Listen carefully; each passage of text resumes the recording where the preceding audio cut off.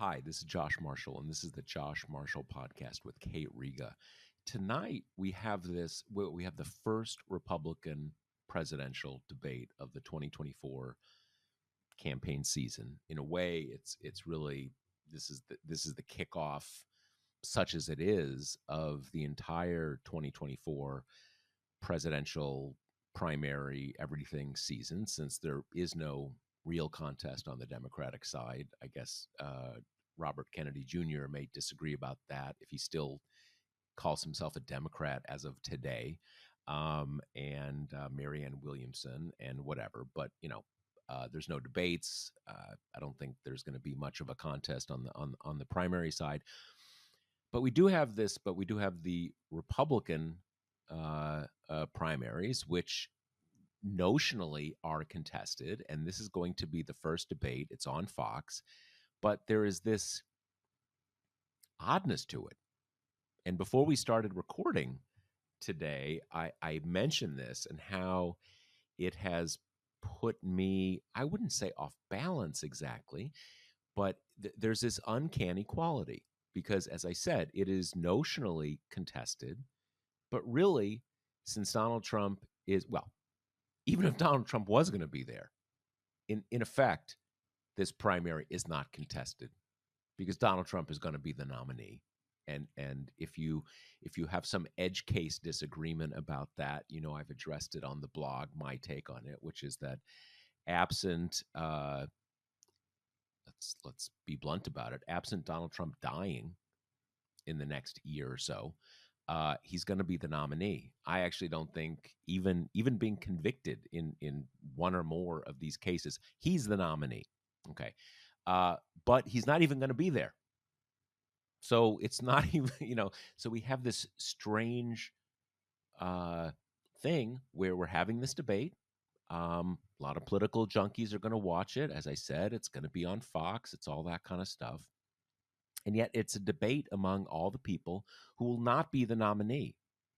My co-host Kay was just telling me that a few moments before we went on the air, Trump's campaign put out a press release that said something to the effect of, "This is really just a tryout for who's going to be in the next Trump administration as cabinet appointees." Which, I mean, I don't think there's going to be another Trump administration. I certainly hope not. But if there is, he's right. He's right. The whole thing is a joke. And so that is kind of strange. How do you kind of come at this? And it's not just a matter of, what do you make of coverage of the debate itself? What do you make of the entire thing? And even the people involved in this debate have a bit of a hard time with it, because one of the things that has come up over the last couple of days is that Fox has said it will not be allowing surrogates for the Trump campaign into what is called the spin room, i.e., the kind of holding area where everybody, after every debate, you have kind of a little mini room auditorium area where all the press that's credentialed for the debate and all the spinners and surrogates and campaign aides and so forth for each of the candidates who are up on the stage get to kind of make their case why their guy or their gal won, et cetera, et cetera, et cetera. So Trump, after refusing to show up at the debate, wanted to have his people there to spin the debate in Trump's favor. And Fox, reasonably enough, said, come on, dude, are you kidding? Like, you can't come. You're not. What are you thinking? You're not at the debate. So, as I said, even the people involved have a bit of a difficult time making sense of what you do about this kind of debate. So that is what we are going to get into today. We're going to talk through it because, it is still, even though I would say, it is not an absolute certain. I mean, look, Trump is 77. He could drop dead. I mean, any of us could drop dead, but obviously a little more likely someone pushing 80. So, but even beyond that, I mean, yes, there are things that could happen, blah, blah, blah, blah, blah. It is, let's put it this way. I would say it's just as likely, it's pretty much just as likely he will be nominee as Biden will be the nominee. That's how I'd put it. In any case, there is still this is still kind of where the GOP is, that you're having this debate and you're having this campaign and you're still having Ron DeSantis, in his ongoing death spiral and everything. And there we are. So Kate, what do we make of this? I guess we're going to go through the different people and kind of see how they're doing and what the latest news. Or what's your take globally on this whole thing? Well, it's such an exercise in humiliation, because this is the Fox News debate, right? And arguably, no one did more to help Trump rise to prominence than Fox News. In his initial campaign, they gave him tons and tons of free media in the coverage and have, marched in lockstep with him ever since. And in classic Trump fashion, it doesn't matter, right? Like, loyalty means pretty much nothing to him. Like, he demands it, and in the absence of it, he'll get mad. But even when you provide it unwaveringly, it doesn't really matter if it kind of runs counter to his interests at a later point to support you. So he's, not only not showing up to the Fox debate, he kept everyone on tenterhooks for days, and only kind of announced it a few days ago that he wasn't going to show up. And then, to add insult to injury, he's going to counter program it with a Tucker Carlson interview, the famously just fired host from Fox News.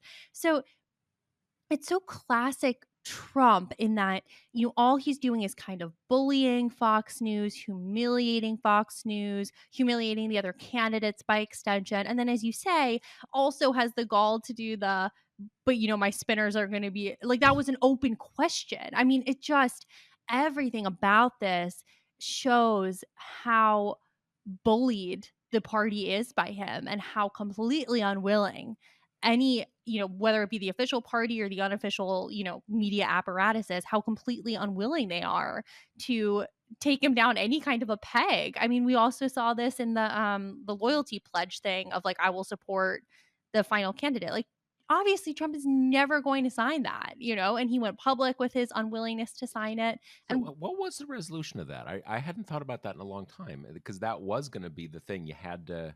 Did they just give up on it I after think they he just gave up refused? on it, yeah. Because he said, like, there are 3 or 4 of these people that I would never support for president. Also, I mean, you've got the unspoken threat, right? That if something this would never happen, but if something happened where he wasn't the Republican nominee, I mean, are any of us under the delusion that Trump would go quietly into this good night and that he wouldn't launch some kind of, like, disastrous for the Republicans third party bid that would, like, lead to Democratic victories in, like, Texas Right, or whatever, right, you right, know? right, right. Yeah, yeah. No, there's well, I think that is the thing, is that with Trump, it is always a matter of you need to lose for him to be winning, and for him to be. I mean, and the reverse works too. And as we know, winning is not a final verdict or final outcome. It is a continuous property for Donald Trump. It is what he's doing at any given time, and that's why it's it's not enough that he is 60 points ahead. He has to continually, uh, you know, humiliate everybody in the mix, just to demonstrate that he is the top guy. And it's not even it's not even you know it it's not even that he somehow has to keep reestablishing it or something like that.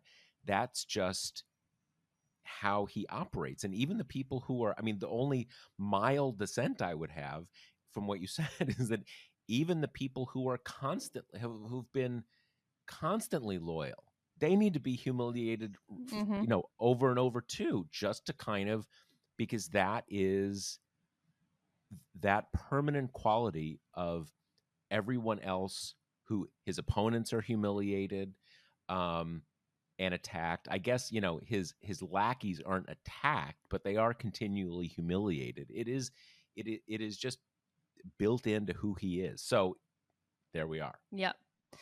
Okay. And, as that statement kind of suggests, he's happily calling this, the undercard debate, making it out to be like this is the kids' table at Yeah. the Thanksgiving dinner, which Kind of obviously it is. is. Yeah. Yeah. Yeah. But despite that, we'll have 8 people out there tonight. And the funny thing is, we're gonna kind of go through and talk about them all, but it's such a weird debate because normally we can say, and there's endless debate about whether a debate itself is actually like useful in any kind of way for anyone interested in anything serious. And I think there are pretty valid arguments to be made that they tend to favor people who are telegenic and are good at delivering sound bites and not necessarily have any relationship to who'd be a good president and who has the most thoughtful policies.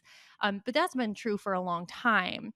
But even if you kind of consider these to be mostly superficial television events where the goal is to kind of not fall on your face and maybe have like a good strong moment you can package and shoot around, if that's the goal of a normal debate, well, that those parameters kind of go out the window here because I mean obviously all these candidates are going to want a good sound bitey moment. They're going to hope for a kind of a post debate bump, but like as you say, we're not playing by the normal rules here because none of these people are going to be the nominee. So when the kind of like best thing you're striving for is maybe for Ron DeSantis to stop the bleeding, that's just we're playing by a very different set of rules here. And I do think um that while a format like this is probably going to most favor someone like Chris Christie, who is genuinely good at debating, good at like the Trump bully energy, I'm going to talk over you until you stop talking, like that stuff all favors him. But this is a field that has been trying to wiggle out of certain topic areas, and who knows how hard the Fox News moderators are going to kind of like push them on this stuff. But you've got half this field who tries to not talk about Trump or the indictments at any moment, and if it comes up, they do some kind of like word salady pivot away thing. Well, I guess what is it of the ones up there there are two who are not in that camp. Christie and Asa Hutchinson, Right. the former governor of Arkansas, who just at the last minute made the made the grade. And I guess what would we consider at this point Pence to be Maybe, 50-50 on yeah, that. kind of like He's probably the reluctant next closest member of that group. right. Whereas Christie and Hutchinson that's their brand. Yeah. Trump's got to go. He, I mean, I don't want to get too fine gradations, but as you say, the others are end the weaponization. Right. They're. I mean, it's. I guess we'll get into this, or we can. I don't know if we want to talk about DeSantis first, but the thing that was very striking to me, uh, a, a week or so ago. It didn't leak exactly. His super PAC Yeah. basically sent him a memo. This is how, the whole notion of the super PAC thing is that the super PAC and the campaign can't coordinate. They have to keep up the legal fiction that these are independent entities. But at this, I don't know if I don't even know if it's just on the Republican side or it's kind of universal that, largely notional wall has pretty much broke down. I mean, at this point, since the DeSantis campaign's having a lot of money problems, they're basically running his camp. I mean, they're kind of taken over running his campaign. And I guess what they do is they find some obscure place to post something, and it's just public posting. It's like us posting something on, TPM, just are putting out there for the public, even though the public in this case doesn't know where it is. And I guess the Times found out about it, and the key strategy thing was defend Trump, attack Vivek Ramaswamy, and that really kind of shows you where not just where DeSantis is, where the Republican Party is right now. that the kind of the key thing he has to do. I mean, it's not just that he's running against Trump. Trump is, as we've seen, the de facto incumbent here. He's certainly running that way, and the polls bear that out, right? So not only is he running against Trump, but he's running to unseat an incumbent, which is always going to be a really hard thing to do. And you need to make a really strong argument. I mean, if someone's running against, if you know, if a Gavin Newsom or a Gretchen Whitmer had decided to get in, and they were running against Biden, it's not just running against Biden. Biden's already has it. So to take it away from him requires some big argument. And if you're running against Trump, you have to have a big argument. And they're defending him. They're defending the guy they're running against. It's so absurd. Right. I mean, and kind of before we dive deep into the individuals, it's just like with what we were saying, you can see a question being, raise your hand if you believe that Joe Biden won the 2020 campaign legitimately. And I mean, for those like, Vivek Ramaswamy, who is kind of like his posture is to defend Trump more than Trump defends himself. Like, he's not going to raise his hand. But what does someone like, Nikki Haley or Tim Scott, people who have dodged this so far by, like you say, focusing on the weaponization of the DOJ, or doing the kind of like half-assed Republican thing of like, well, there are some irregularities, but Joe Biden is president. Like that's not really a question they want to take. They're not going to want to answer questions about the indictments. Even with the exception of Mike Pence, they're not going to want to like be nailed down on specifics of abortion policies that they would or would not accept. I mean, they'll probably do the kind of thing of, well, I would sign whatever can get through Congress and kind of cop out that way. But there are some like sensitive issues for this group, most of which are born from the dynamic you're talking about, which is you are running oppositionally to Trump, but you can't say anything bad about Trump or risk alienating the huge chunk of the Republican base that is with him, rain or shine. And it's not just say something bad. You have to affirmatively defend him. I mean, for a lot of these candidates, you have to come in and say, basically say, the weaponization of the Department of Justice has to end. We have to move. So it like affirmative right defense, even beyond the. But when you made that point about and Fox tends to be, I wouldn't even say they're good at this. It's that Fox's editorial loyalties have been pretty divided on this. I mean, not just editorial loyalties. I mean, they lost almost $1 billion on precisely this question. And you're right. It's impossible to think that one of the Fox moderators will not ask the question exactly as you did. Do you think Joe Biden was the legitimate winner of the 2020 election? And that walls off any sort of, as you said, regularities. He is president, right. He is president. I see him there, all these kind of ways you can dodge a question. Gives no way to dodge a question. And the big thing that also walls it off is that certainly Asa Hutchinson and Chris Christie, their hands are going to go straight up because that's their brand. That's kind of the only thing they're doing in this race. That's what they're doing. And like, I'd actually be curious, will Mike Pence's hand go up? I don't know. I kind of think it has to. I don't know how. I mean, who knows? It's Mike Pence. But like,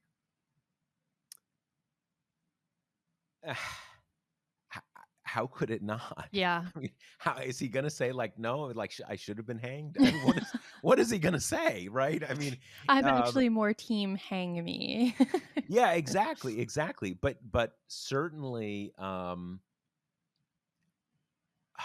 it's a little hard to know on the other ones. I mean, this whole process, and for our listeners, I'm sure some of you are kind of listening and saying like, well, both of you have just introduced this as a totally meaningless exercise. So like, why are we listening to you guys if this is so meaningless? And maybe you shouldn't. Maybe you should skip ahead to the next episode or something like that. But why I think it is not only interesting but consequential is that it's a mirror about the whole Republican Party. And we can sort of see the different factions, different potential futures of the Republican Party playing out through this. And as we know, there's there is at least a big chunk of the elite of the Republican Party, by which I mean elected office holders, operatives, heads of allied organizations, blah, blah, blah, blah, whose basic position, if they were to state it openly, is I'm just keeping my head down until Trump's gone. Not necessarily Trump's gone and we go back to Jeb, but at least this guy, Donald Trump, and the 2020 election. And like, I'm not gonna stick my head up. I'm not gonna take any flack over it. But like, I'm just kind of waiting for it to be over, which is sort of like, it's the Mitch McConnell Right. GOP. Right. Okay, so let's go person by person and let's start with DeSantis. As you said, kind of the biggest thing on his front of late, along with his slow slippage in the polls, is this memo, which, as you say, like this is the way they kind of wink towards like it's publicly shared information. And the DeSantis campaign is more run by the super PAC than like most modern campaigns, to the point where the top guy is employed by the super PAC and not by DeSantis himself, which does like kind of introduce kind of baffling questions about how do they do basic coordination of like, where to have a meeting. Yeah, is that one of the guys? Because when they were doing all of that budget cutting and firing all those people, Mm-hmm. several people at the top were just moved over to the super PAC. Is that one of those guys?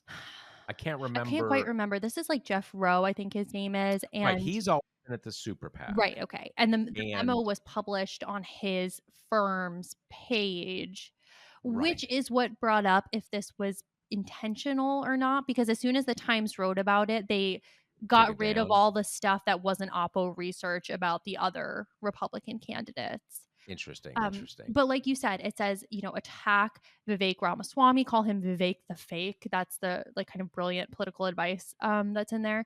And go after, Is it pronounced Vivek? I thought it was Vivek. I Is think it? I it's mean, it must Vivek. be. Yeah. So, Otherwise, they wouldn't yeah. come. I mean, it's.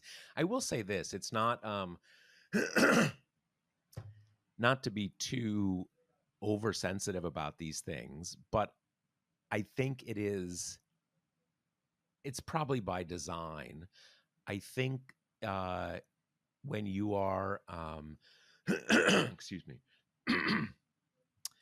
I think when I don't know how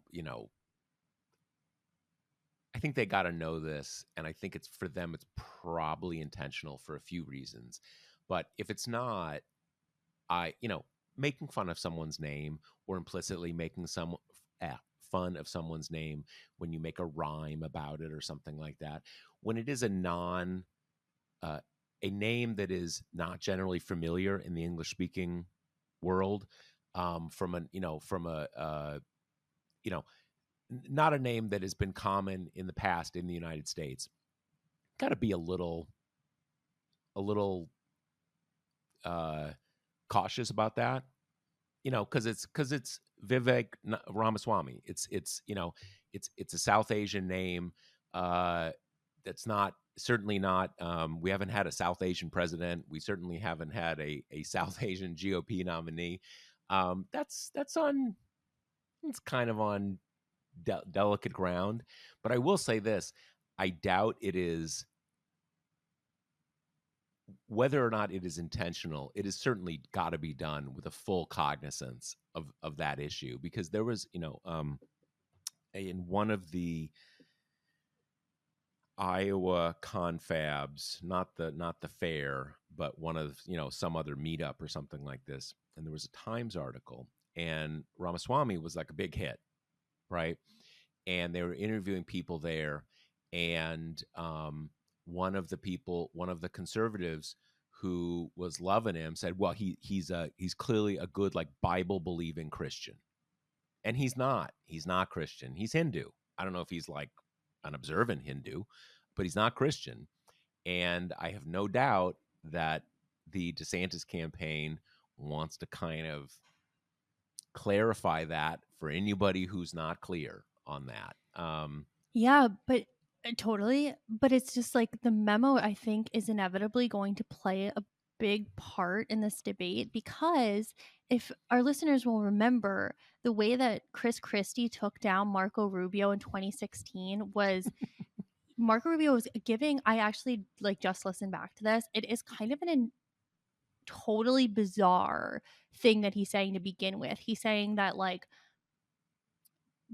Obama is not incompetent and thereby he's dangerous, basically, is the point of it. But he keeps saying over and over, like, just the phrasing is just, it strikes your ear oddly. And then Chris Like something like he Christie, knows what he's doing or exactly, something. that's Yeah, right. yeah, yeah, But he yeah, says it like yeah. 4 times back to back, and then Chris Christie breaks in and he's like, "Well, there's the 25-second speech," and then he goes into this thing of, how if you're a senator, you can get away with having these little canned speeches and get away with things, but when you're a governor, you actually need to change people's lives. And that was like the big, huge Chris Christie moment, took down Rubio's campaign.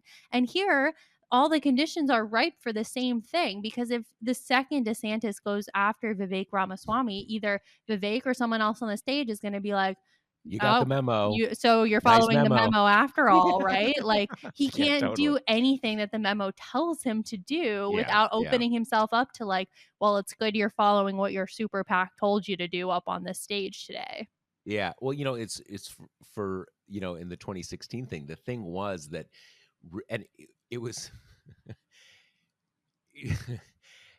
Chris Christie, there's some good things about him. There's a lot of bad things about him, but man, he is a good bully. Mm-hmm. He's a good bully. He knows the weakness. And the thing that was there with Rubio is I don't remember it was precisely like this, but it was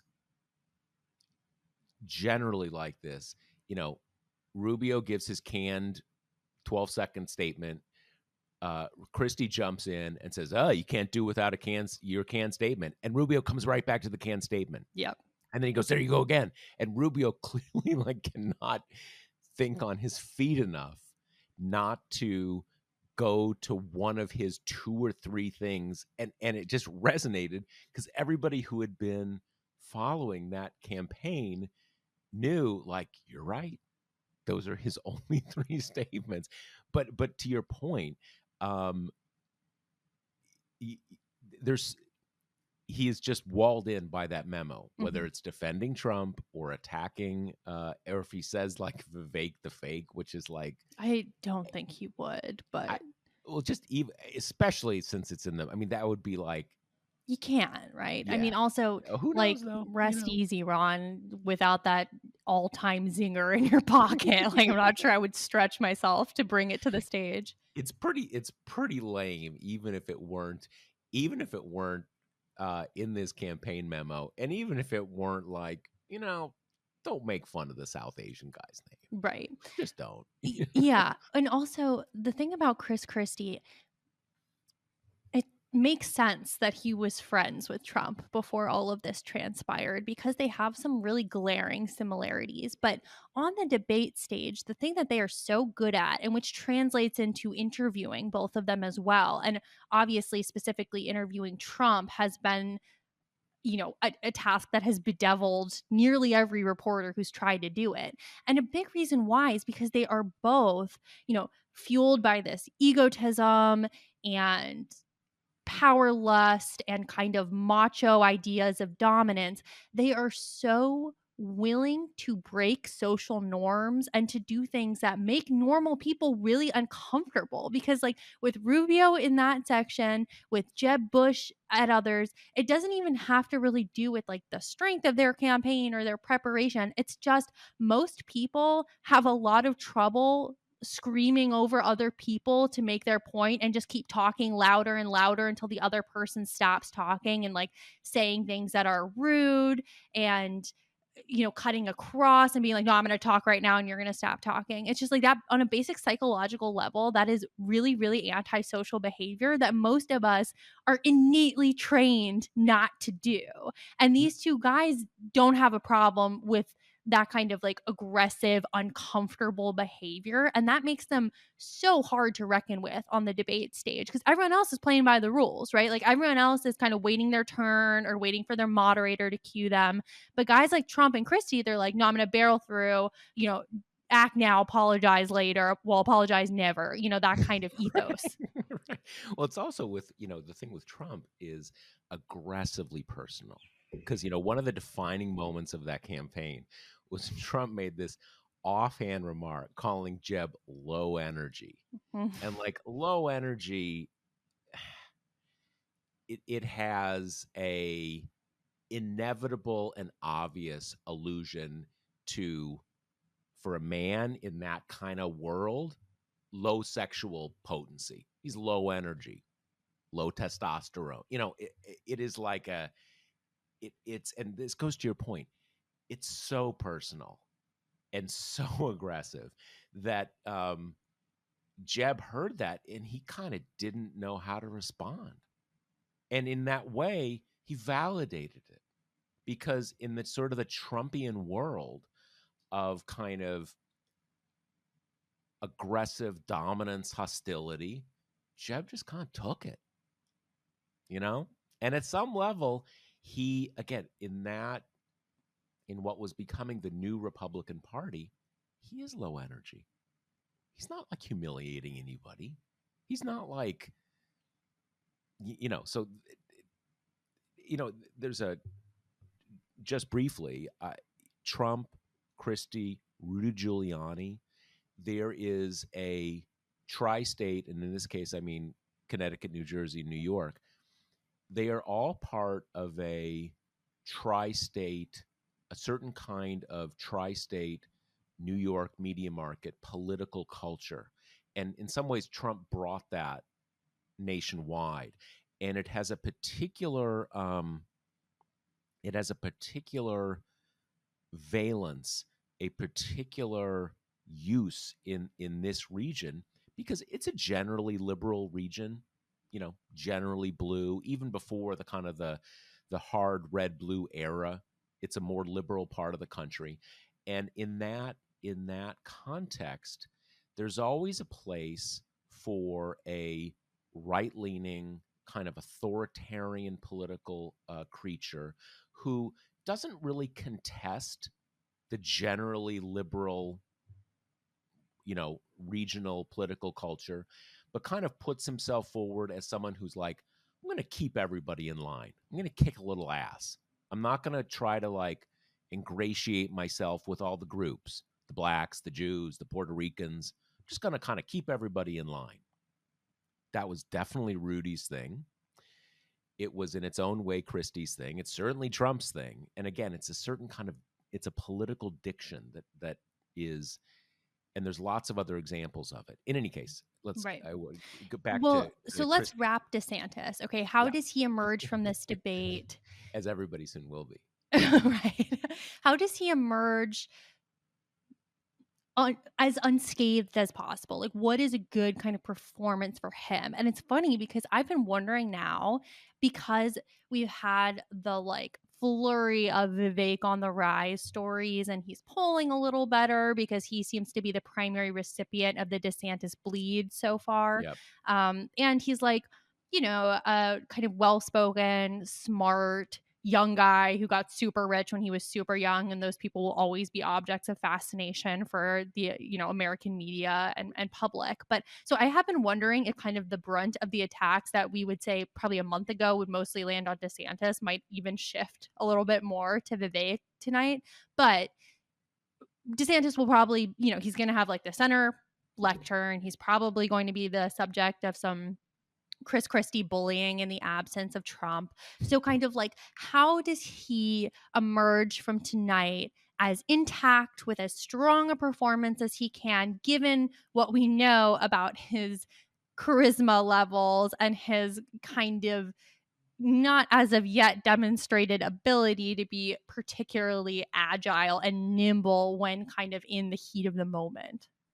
Yeah, I mean, I guess I would say that he perversely does have a little going for him in the sense of reduced expectations. People think he's kind of like dead in the water. So I think if he if he was able to have not zinger moments, but kind of just like, kind of uh, respond well to some attacks on him, just kind of come off as polished and strong, given that no one but this really kind of novelty candidate Hmm. Ramaswamy has shown any life to them at all. He could come out of that with people at least saying, well, he's not totally dead, which is not great, but about the best he can hope for. And I do think you're right that he is Ramaswamy is the only one who's really gotten any of the, as you said, any of the bleed from Trump.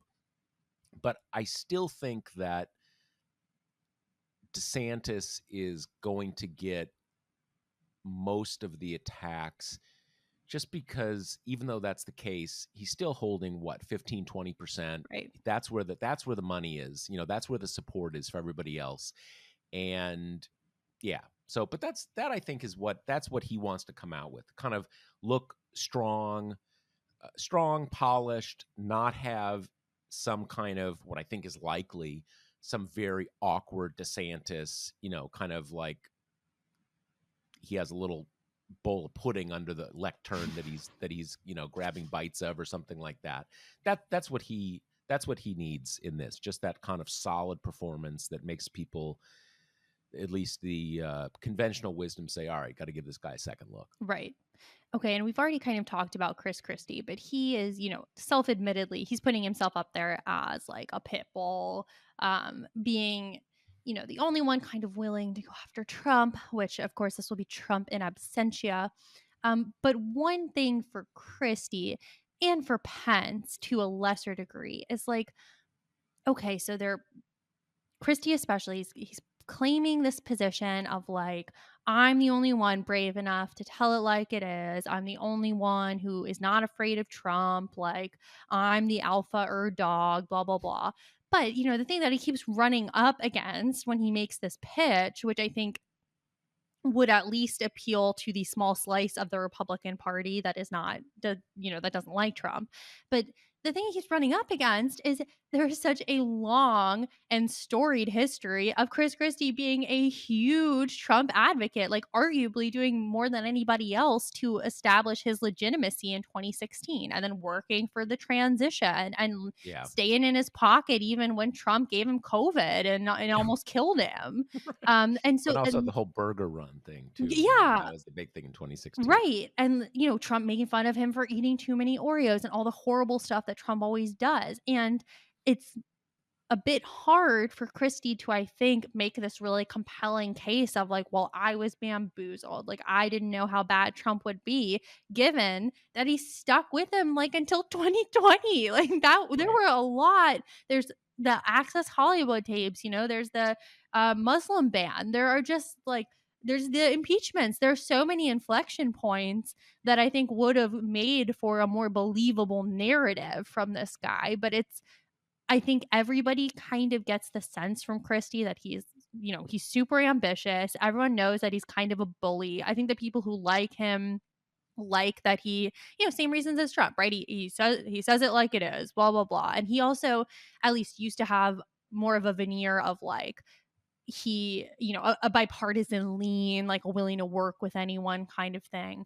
But now I do think that, I mean, it doesn't matter again because he's not going anywhere in the end, except for maybe like a panelist job on one of the networks. But it is a harder case to make that you alone out of the field are the straight shooter telling people like it is when you just spent 4 or 5 years of your life propping up Trump's Yeah. presidency while you thought that there would probably be a pretty distinguished role for yourself within it. And then as soon as that window closed, all of a sudden it's this guy sucks, right? The one thing that occurs to me, I mean, he can always make the argument you make in that case is, well, I know him from the inside. Mm-hmm. You can't say I'm a Trump hater because I endorsed early in 2016. I stuck with him through the administration. I helped him in 2020. It was the big lie that was a step too far. Like, okay, it's the best he can do. The thing that occurs to me though is that, and I haven't seen a lot of discussion of this, but with Trump not there, I mean, he can rattle off about Trump in absent. That's not going to cut it. That doesn't really do anything. But what would make sense to me for him to do is attack the others about Trump. Mm-hmm. So you say to you, I mean, every element here is, I was going to say you can attack Nikki Haley, but like, why? He wants to poach her 1% support. But maybe he goes to DeSantis like, Ron, you were the big guy. Have you not realized that you can't keep defending this guy? You can't keep kissing this guy's ass?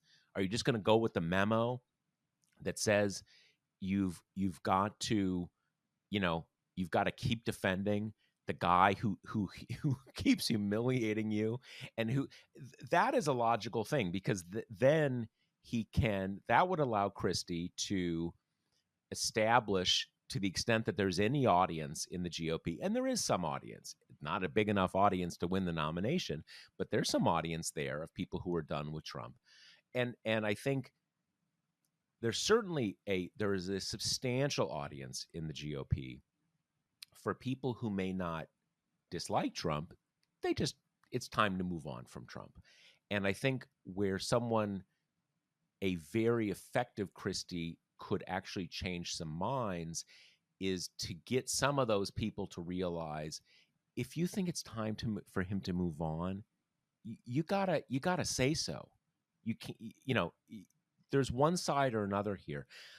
So he could make that argument and also be attacking someone, because in a debate, you got to be attacking someone who's there. Mm-hmm. Attacking Trump, he's been doing that for months. Like, whatever. That's not accomplishing anything. So, and as I said, Nikki Haley or this Burgum guy, you got to attack someone who's got a little juice. And DeSantis is the obvious one. And I doubt, the other good thing with DeSantis is he's another Rubio in the making. Mm-hmm. He's not going to come up with, he's not going to improvise something that kind of, goes toe to toe with Chris Christie. Right. So that's kind of that's what I would, if I were advising Chris Christie, that's what I would do. And I'm sure DeSantis has spent like the lion's share of his debate prep on how to deal with Christie in particular. Because I mean, what risk are the rest of them going to pose to him? They're largely in the same boat he is. So yeah. And if nothing else, with less the humiliation. I mean, like, Nikki Haley isn't humiliated if she doesn't win this, but like Ron DeSantis is. Exactly. And that is something that I've been thinking a lot about too, which is like, why are these people running, right? It's like, in name, they're running to be president, blah, blah, blah. But like, DeSantis obviously is not running to curry favor with Trump, right? To like secure himself a backup gig in the Trump administration. That's obviously not going to happen. Like, he ran because after his reelection, he got all this buzz and he drank the Kool-Aid, and he thinks that, or at least thought that, he could be president, because that's what a lot of people thought. So there's that. Chris Christie, I don't know, maybe he's delusional enough to think that he could win the presidency, but I think he knows that there are other benefits to playing this role, right? He gets in good with like the never Trumpers and the kind of like important media people who are all basically like, or at least like to portray themselves as like some kind of centrist, he's a Republican, but he's not like totally under Trump's thumb. So that makes him an interesting entity. He's been able to leverage this into like a ton of media attention and everything. So all that's good for him. Pence. Let me say one more thing about Christie. A lot of media people like Christie. Yeah. They just do. They always have. And I even understand it at some level. He seems like a much more real person than most of the GOP candidates. I say that with all of the awful things about him that I know. Bridgegate is an example. Bridgegate is an example that Christie, he never would have been like Trump, but halfway there, right? These kind of really kind of gross abuses of power. people like him in a way, media people like him in a way similar to the way they like John McCain. Yeah, totally. So and so this allows him to get back to media people being able to like him again without feeling bad about it because he was such a suck up to Trump. Right. Totally. For Pence, I don't know if he's running to try to put a self-determined coda on his story so that his political career doesn't end with the let's hang Mike Pence stuff. Like, I doubt that feels Right. super good if he's, has an eye on his legacy. But the thing that's been so weird about the Pence campaign is like, what has he come out swinging for? Abortion bans, right? That's the thing that he is genuine about, that he is passionate about, that's in his wheelhouse, that kind of tracks his career from when he was going after LGBTQ people in Indiana. That's who he is. But he hasn't really been able to be that too much because nobody wants to talk about anything with Pence except for Trump, obviously, because you've got the vice president of the last administration who barely made the debate stage and is running against the guy who was on the same ticket as him. I mean, it's so bizarre.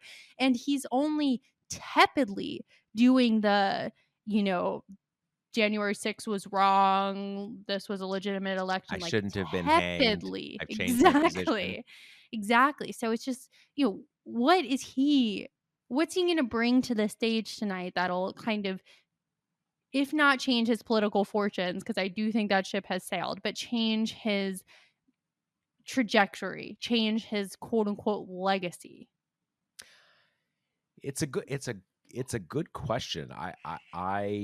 One of our colleagues has this idea that, as I've alluded to a few times in the blog, that there's a scenario where Trump comes to a plea agreement sometime over the next 6 months, year, something like that, and that if that happens, that Pence becomes sort of the Trumpism with honor kind of thing. That let's assume that for the sake of conversation. Let's say Trump, through some sort of plea negotiation, leaves the race. I think that is, in my way of understanding reality, almost impossible to imagine. But let's assume that for the moment. Okay. A lot of people, certainly at the elite GOP level, have hate DeSantis now because he went after Trump, and I guess maybe Pence has this idea that kind of like, Trump's not there, I was there. You can kind of sort of be for Trump by making me, I'm the consensus candidate, and I that is hard for me to understand because, again, the whole hang Mike Pence thing, right? I mean, he betrayed Trump. He's like the Judas of the of the Trump passion story, right? So that doesn't work, but he may think it works. And I do wonder if he does seem to be edging his way towards coming out against the big lie, and sort of saying that the indictments are valid. And maybe that's his way of getting right with history. And, Mm-hmm. but, I'm grasping for straws here. Totally. Who knows? Right. Okay, so let's do we've done a little bit of Vivek. Oh, can I? Yep. I apologize. One quick. I keep doing this. No, you're fine. This will Go be ahead. the last time. Go ahead. The one thing that you said, how kind of no one cares about what Pence is selling with abortion. That Mm-hmm. a lot of Republicans are like, let's not talk about that. The other part of that is that his base is evangelical Christians. Right. He's anti-abortion. He's anti. He is a pure gender traditionalist, gender and sexual traditionalist, obviously, which abortion is, part of that panoply of things. And the great irony of Mike Pence is is that after Donald Trump came along, evangelical Christians were just down with Trump. Right. They didn't want to talk about that stuff anymore. They were more interested in defending him for having sex with Stormy Daniels, right? So in a way, Trump destroyed the politics of evangelical Christianity as it had existed when you made your bones with evangelical Christians by saying, I'm against homosexuality, I'm against abortion, I'm against, all gender non-traditionalism. And after Trump, those people decided we don't really give a shit about that. We at least don't give a shit that the candidate believes those things. Right. We want someone to kick everybody's ass. So That's Trump made Pence irrelevant. it's a super good point because, pre-Trump, you could see that, especially now, post-Dobbs, Pence just hanging his whole candidacy on, like, I'm the Christian right guy. I'm the only one who's going to go as hard against, Mhm. women and gay people as you want. And Um, not just Dobbs, with the kind of the way that the politics, trans politics, has moved so much more totally, central to our all totally. those things, that he's the down the line, dyed in the wool, uh, conservative evangelical Christianity guy. Only those people don't care about the. Those It's not. people love Trump. Yeah, and to be fair to them, it's not necessarily they don't care about the issues. They could not care less whether the candidate believes in the issues. Right. I mean, Trump got it done for them either way. So Yeah, exactly. He his did the his court thrice seats. marriages don't seem Yep, to yep. bear Thrice out. marriages and in the past being basically okay with gay Right. people, doesn't And matter. abortion. Yeah. And abortion, right? Yeah, exactly.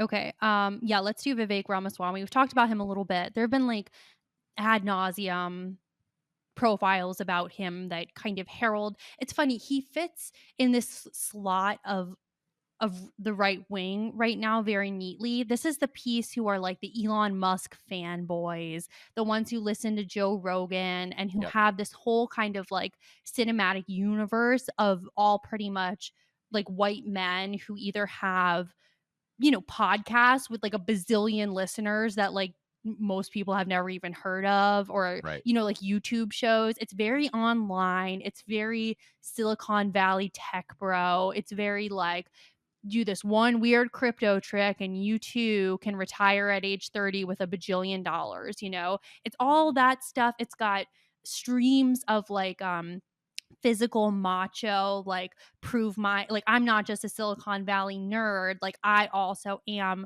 ripped. It's like Okay. it's the Andrew Tate model of like he walks around wearing sunglasses inside and he's always got a cigar hanging out of his mouth and he's like always shirtless, and they basically contribute to the right wing infrastructure by usually being like very misogynistic, often dipping into the wells of like anti-vaxxer stuff, or medical related conspiracy theorizing. As we now know, like Ramaswamy is a 9/11 truther. So but this is a universe. But it's very oriented towards, I think, the new right, like younger Yeah. men who are getting really radicalized by this stuff online. And in that way, he slots in. Like there is a place for that, even though some things about him I think would seem so anomalous to the current MAGA dominated party. Like I was reading one big profile where they went back to his big fancy house and,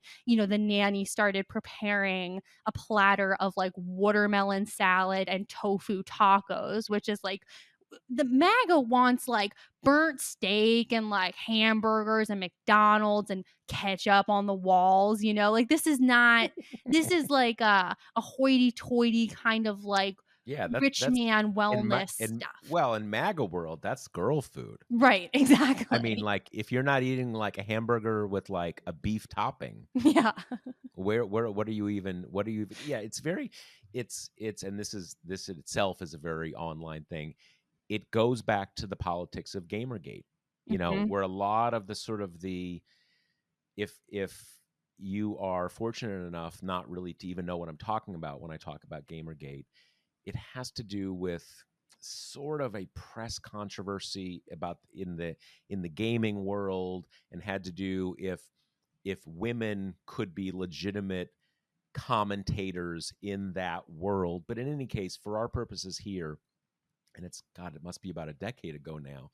A lot of the online right meme, edge lord kind of trolling culture kind of comes out of that. Hmm. And to your point, that whole kind of tech bro online right thing, um, it's different from the alt right. It may not be functionally very different. Its origins come from different places, and it's a lot of Elon Musk fanboys, a lot of Bitcoin and cryptocurrency stuff. It is not, in many ways, it's not traditional right at all. Hmm. It's like religion doesn't play any big role there. It's also mixed in with a lot of kind of incel online culture stuff. So you have guys like Andrew Tate who are make themselves into avatars, not just of hyper masculinity, but of sort of like hyper male success. Sort of like, yeah, I bang 10 women a night and I only take a break to smoke cigars and eat beef. And also I make tons of money, and all of that kind of stuff, which is also hyper masculine, but this kind of like, you know, sexual conquests, Right. beating up your women, all that kind of It stuff. And feels he's, yeah, it also feels like it kind of grew out of, I feel like this was a thing in kind of the early 2000s, but the weird specific time of like not just Playboy culture, but like pickup artist culture. yep, Like it's very here much part of here are that. the Very much. Yep. psychological Yep. tactics for you to kind of like break down a woman's self-confidence and all that kind of stuff. So it the only way it kind of like intersects with the old school religious right is they're still very interested in enforcing retrograde gender roles and the idea that women are like sub to men in every way, and a man kind of only, like, the greatest use of the woman is to either, for the religious people, marry him and bear him children and have him as support him as head of the household, and then for these guys as like, like you say, notches on the bedpost, things to brag about, kind of a way to show that you're a real man. And I think in that way Vivek is trying to like straddle the line to some degree, because he is married, he's like bringing his young children around with him a lot, but this is definitely the world from which he came. And it does make sense to me that like while DeSantis is faltering, he's, as you say, he's the novelty candidate right now. He's like getting the bump from that. I mean, he's also, I mean, just to state clearly, he's only barely eligible to be president by age. Right. I think he's 36 years old. You've got to be 35, right? So he's a very young guy. He has no history in electoral politics whatsoever. Even like voting, he Yeah, voted for Trump the first time, but before that I think it had been like over 10 years. it is funny that this has come. I mean, it obviously came up with Trump. It's come up with other people. For me certainly. I mean, I've missed voting in some election, not like presidential elections, but it's not like I have a perfect voting record. I've missed some local elections and stuff like that. Um, eh, but when you're just like, yeah, I don't vote. Like, dude, like, what? I mean, Right. that really is, to me, that's kind of like that's a don't pass go. I mean, that is such a. But a lot of these guys try to play it off. So, like, hey, a lot of us have been disenchanted, man. Right. Right. Making it like a that kind of thing. The funny thing, the other, and I think you're kind of alluding to this with DeSantis. In many ways, DeSantis made a heavy play, continues to make a heavy play for that hyper online male Totally. thing. That's why he's gotten in trouble with these videos. Um, but his campaign is stocked with these people. It's gotten him in some trouble when their history of emails or texts or hidden writings are revealed and stuff like that. And so that's been a very deliberate choice. What has appealed to those people about him is that the sort of the dominance culture. of Trump that he has tried to embody. I fight, I never give up, I kick ass, I troll, all that kind of appeals. But I don't think that's really like Ron DeSantis at some level. I'm not saying like he's better than that. I'm just saying I don't think he comes out of that culture in any way. But clearly, Ramaswamy does. And to be fair to him, it's not like every guy in the tech bro world is a kind of a Tate character with the sort of, really, I mean, the Tate guy is now like under arrest for sex trafficking in Romania. I mean, this guy, this guy is a pretty extreme case. But Ramaswamy does come out of that tech bro, libertarian, Bitcoin trolling kind of thing. So it's a bit more authentic to him. So in that sense, it does make sense that he is at least momentarily, becoming the next shiny object after Ron crashes and burns. Now, of course, like the problem is we always have these guys who have no political experience at all, but are 100% convinced that like, put me in, coach, and I'm going to win the presidency, right? That tale as old as time. But we're already seeing Ramaswamy under this like initial round of scrutiny because nobody paid any attention to him until really the last few weeks. And upon this immediate wave of looking into him, we've got the 9/11 truther stuff that he won't stop talking about on every platform, which that he both denies but won't stop talking about. Exactly, and which he kind of proactively brings up in connection to his January 6th conspiracy theory stuff. So you have that, and then you have him saying like he's going to fire 75% of the federal workforce. I mean, this is basically it's an Elon Musk candidacy, right? Where he just kind of pulls things out of his ass and is like, here's my policy platform that I've spent all of 30 seconds thinking about, and have no real response when people counter like, well, that's a really radical thing to say, right? So he is, I just think like he is smart, like he's a good public speaker, and those things are important when you're virtually unknown. But it really does seem that under like the slightest bit of pressure, like weird shit's already starting to leak out. Yeah, I mean he's got a million things like this. He's just as you said, he's a tech guy who got very rich very young, which okay, more power to him. Like I'm sure that's fun. But again, though, you're in this thing where I think everybody knows it's Trump.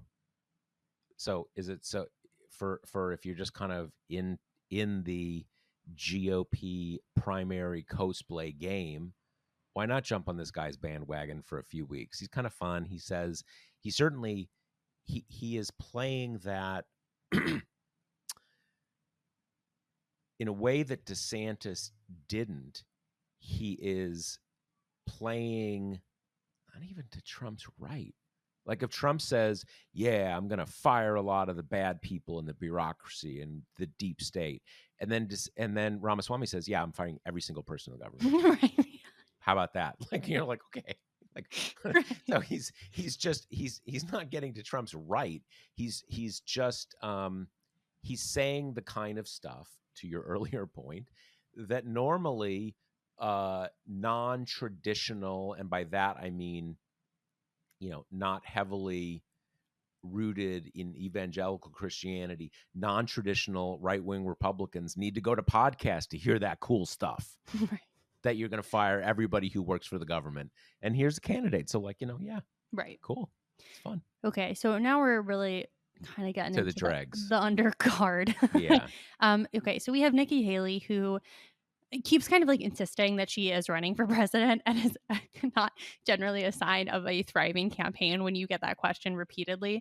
But I think some of the conventional wisdom is that she's also, perhaps more than anyone else on the slate, like auditioning to some degree to be, if not vice president, some kind of like role of Secretary prominence. of State. Exactly. And she was, South Carolina governor, ambassador to the UN, like has these kind of like serious person credentials. Her campaign has been so bizarre because you would think that the corner she would kind of carve out for herself is like, I'm the only woman here, and so I'm going to kind of like use that to my advantage through other means. But then it's like she has no coherent anything about abortion. Like she has no kind of, she's not even what a lot of female politicians do, which is like, well, I am mostly for like families and children, and I know that stuff better than men. And, a lot of that is because, a lot of women politicians do care about that. A lot of it is because it's a very safe issue space for a woman politician to be very serious about, in a way that like being, foreign policy is more like gated off to women, or it's harder for them to prove their bona fides there. But she's just been like milk toast at every turn, kind of mealy mouth, like won't really go after Trump. Like her biggest kind of splash moment was when Don Lemon called her past her prime, and then she Right. like stamped that on a bunch of merch and sold it. So, in terms of this exercise we've been doing of like, why are they doing this? Hers seems to me to be shooting for some kind of, um, you know, political relevance, whether that come directly through Trump or from some kind of subsidiary type thing. Or conceivably just building the brand for 2028 or 2032. I mean, she's young. I mean, I guess Don Lemon didn't think she was young enough, but in Right. any political term, she's young. She has, she could run in multiple successive cycles. I mean, her campaign is, in my mind, the most surprisingly disappointing Hmm. in success terms. Because I mean, look, I obviously never thought she was going to be the nominee, but she worked in the Trump administration. She is, rightly or wrongly, or was seen as kind of like a coming political figure, a serious person. She was one of the very first to get into this race. I think she may have actually been the first. And it was certainly seen as, wow, Nikki Haley, you know, coming up to bat, taking the plunge when it wasn't, I think, totally clear whether they thought anybody was going to get in.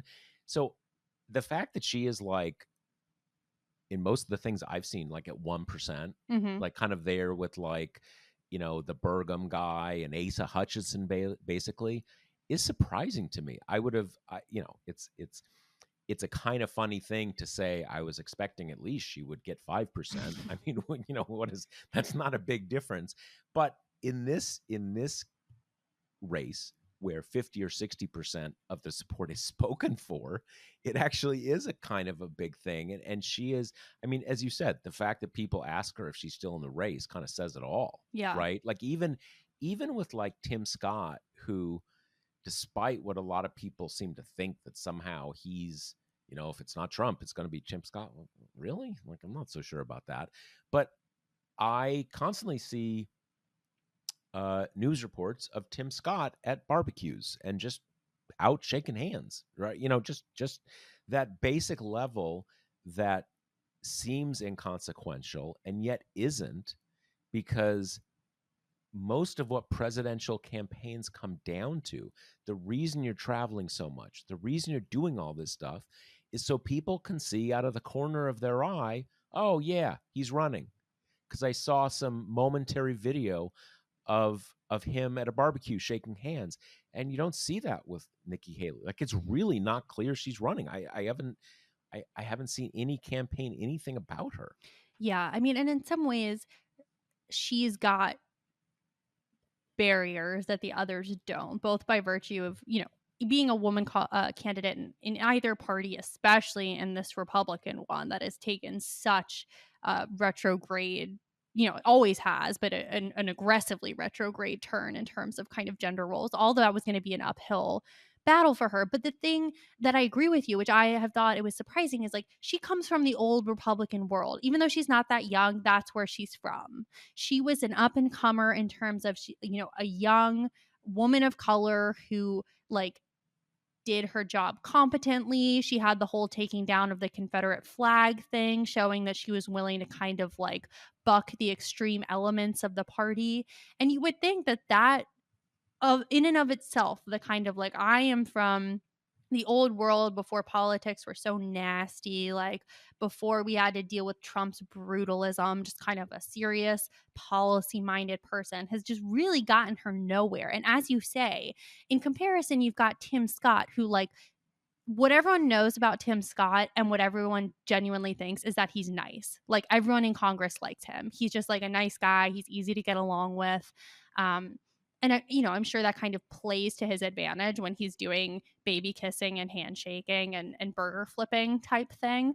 But, comparatively, Nikki Haley's the heavyweight in terms of kind of experience and, um, just the kind of politician she Yeah, is. yeah, And yeah. that, I mean, it's funny. It just seems that being kind of like a charming, friendly guy who shows up at barbecues has been as effective as like a serious, ambitious politician who's got a lot of impressive roles under her belt. Absolutely is. And the thing you were mentioning before about one way for a woman candidate to sort of position herself in a political setup like this is saying, "Hey, I'm the pro family candidate," and there's obviously at least rhetorically a strong place for that in the Republican Party. I've been a mother. I know this. I know that. It's not in that sense. It is not just that all the Republican Party's position on abortion, whatever. It's an ass kicking party to say like, hey, I know about raising a family. I know about being a mother. I know about caring for a family. That's not this. That's just it's an ass kicking party in the sense that at least now there's an argument, and I think it's a right argument that even in the pre-Trump Republican Party, um, the traditionalist evangelical conservative Republican Party, um, to the extent it was talking about pro family policies, family values, it was really sexual and gender traditionalism. Totally. It wasn't about, child tax credits and stuff like that. I think that's right, but nowhere near as much as this. And I think that really did wall off from her uh, any sort of, again, pro family, pro caring for a family, pro supporting a family. It's an ass kicking party. It's a trolling party. It's a that whole kind of thing. So that was really kind of walled off from her. The other thing that doesn't get talked about a lot is uh, Haley is from a Sikh background, South Asian. She's from a Sikh background. Um, through at some point in her political career, she started melding that she's both Sikh, but she's also kind of Christian, and she's answered it in kind of fuzzy ways. I think even when she was governor, she said she attended a church with her husband for obvious reasons. South Carolina is a very conservative state, a lot of evangelical Christianity. She's going to want to sort of downplay her non-Christian background, um, and certainly for evangelical Christians, you can't say you're both, and there's no saying it kind of was osmotic. I was both, but now I just became more and more Christian and less. It's a dividing line thing. When did you become Christian in that world? When did you accept Jesus as your personal savior, and when did you become Christian? Not you can say with a lot of these candidates, is Chris Christie Christian? He comes from a Christian ancestry. Maybe I have no idea. I guess Christie's Catholic. In any case, the point is that probably walls her off in a way that is less than totally apparent, somewhat to some extent because she's South Asian and she's alien in that sense to a lot of conservative voters, but also that she's not Christian, Yep. or if to the extent that she says she's Christian, it's in a way that's vague enough that almost is a problem in itself. It would be better if you just say, okay, I'm not Christian, not like Hmm. you're sort of half Christian or something like that. It's another issue for her. So, okay, Asa Hutchinson in some way kind of has the easiest script of the night, right? He also, talk about coming from the old Republican Party. That's kind of his whole appeal. Talking being anti-Trump, being more broadly anti-Trumpism. That's his whole shtick. That's all he does. So, for him, he will probably get almost no flack because why would you bother? And then he just kind of gets to stand up there and like be one of the two people that, raises their hands with Christie if they get the question about Joe Biden's presidency. And his to me seems like the most kind of like straightforward job, also because everyone who's left turn is on the outer flanks of the line tonight is going to get like 90 seconds to talk anyway. So Yeah, no, it's the old GOP, and Hutchinson was not a squish in the old GOP. Both the Hutchinson's brothers, I'm losing track now, you know, very conservative. So the old GOP, the thing, he's going to come up and say Trump did bad things. It's good, that script. The one thing that I think is notable is that Christie has the same script, but he's going to read from the script in the voice of ass kicking, very aggressive, very hard at it as another bully. Hutchinson's not that. He's sort of kind of the nice guy type. right. So he's just going to kind of say it and not with a lot of volume. I don't know Hutchinson where is that leaves it. also like a little bit more, even more lefty on certain things. Like he kind of started getting his name in the paper because he objected to trans stuff going down in his state. Like he was Yep. kind of Yep. a very lonely voice, staking out the like, I don't really think we should spend our time being cruel to children thing, which, Yep. credit to him Mm-hmm. for being one of the very few saying that. But if he gets any more airtime outside of the anti-Trump stuff, I wouldn't be that surprised if that's what it centered on. And where that came down on, he vetoed a bill That's right. in Yep. Arkansas when he was still governor, and he's been I guess when that was the 2022 when she became governor, when Huckabee Mm-hmm. succeeded him. Yep. So yeah, and and to be clear for our listeners, he's not like a big trans rights guy, but there's a number of Republicans, I think the at least the then governor of Utah, where they're basically what progressives would see as anti-trans, but kind of saying, hey, these are kids. It's complicated. It's weird to me, but like I don't want to be demonizing children who are obviously struggling. I think Right. his opposition was sort of in that vein. And, as you say, to be clear, he has signed into law, other bills like that bar trans kids from kind of playing on the sports team of the gender that they identify with. So, like you say, we're not out here being like he's a huge trans ally. He is just willing to be more vocally uncomfortable with the just brutal and vicious kind of targeting of almost exclusively trans children, and Yeah. was willing to veto the bill that would have barred kind of like trans healthcare in Yeah, the and state. placing some limits. Yeah. Just saying kind of like there's some limits on what he's willing to do in that. But again, I think that is it will be interesting because he'll get, 60 seconds of airtime. Right. And I assume he will just kind of say, we've got to move on. Just as we're coming to the end here, I think one thing that's worth there's a number of candidates, Christie and Hutchinson, the obvious ones, but maybe Pence, possibly, who could have a debate moment if they found a moment where they could say something like, who's going to realize that if you think we need to move past Trump, you can't have every candidate defending him constantly, that you've got to be for Trump or against him. And all of you people up here think you can have it both ways, and you can't. Do you want Trump to be the nominee or do you not?